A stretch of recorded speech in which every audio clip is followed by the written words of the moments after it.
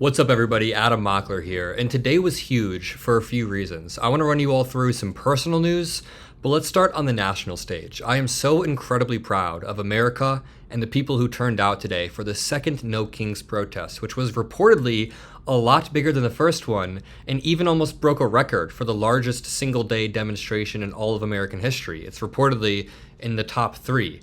And I want to talk about that because people across the country turned out for one common unifying goal.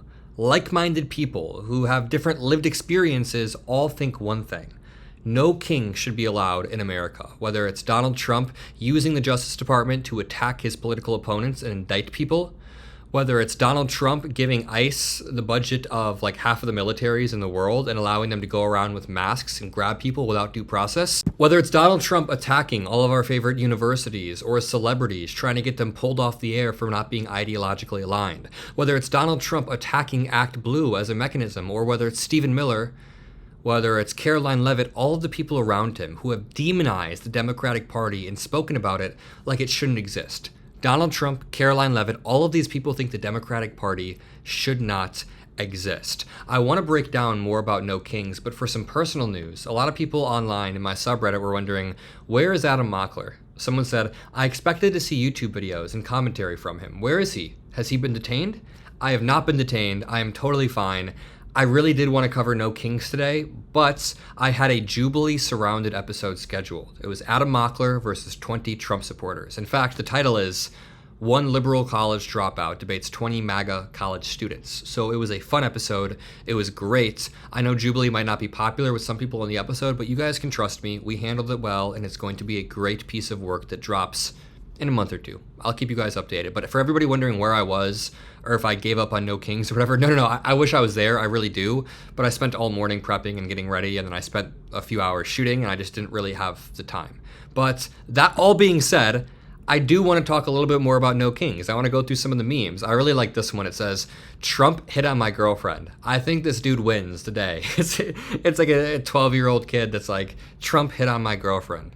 Sounds about right. What about this one? This one really disgusted me. Some Trump supporter, the same Trump supporters who claim the left is violent, the left needs to stop assaulting people, then did this. They're driving through and they literally, I guess you could consider this assault against hundreds of people. This is so incredibly fucked up.